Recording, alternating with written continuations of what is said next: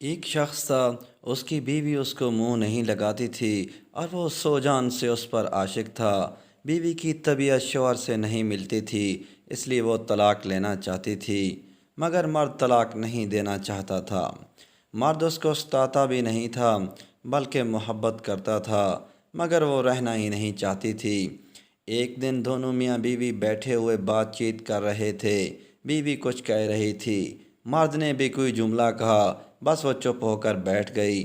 مرد نے کہا، اگر صبح صادق سے پہلے تو نہ بولی تو تجھ پر طلاق ہے۔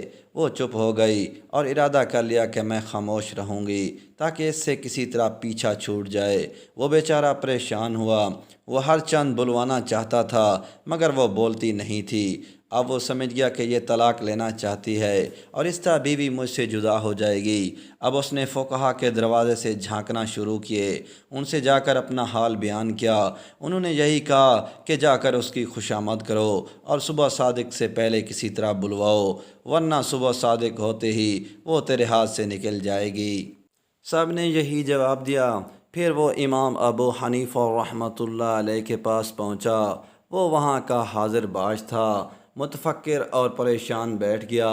امام صاحب نے فرمایا کہ آج کیا بات ہے، پریشان کیوں ہو؟ اس نے کہا، حضرت واقعہ یہ ہے کہ بیوی سے میں نے کہہ دیا ہے، تو اگر صبح صادق تک نہیں بولی تو تجھ پر طلاق۔ اب وہ خاموش ہو کر بیٹھ گئی ہے۔ امام ابو حنیفہ رحمۃ اللہ علیہ نے فرمایا، طلاق نہیں پڑے گی، مطمئن رہیے۔ اب وہ مطمئن ہو کر آ گیا۔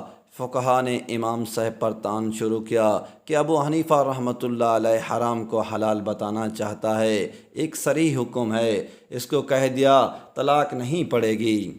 امام صاحب نے یہ کیا کہ صبح صادق میں جب آدھ گھنٹہ رہ گیا تو مسجد میں جا کر زور زور سے تہجد کی اذان دینا شروع کر دی۔ اس عورت نے جب اذان کی آواز سنی تو سمجھی صبح صادق ہو گئی، بس بول پڑی اور کہنے لگی، صبح صادق ہو گئی، میں متعلقہ ہو گئی، اب تیرے پاس نہیں رہوں گی۔ جب تحقیق کیا تو معلوم ہوا کہ صبح صادق نہیں ہوئی، وہ تو تہجد کی اذان تھی۔ لوگ قائل ہو گئے کہ واقعی امام صاحب فقیہ بھی ہیں اور مدبر بھی ہیں۔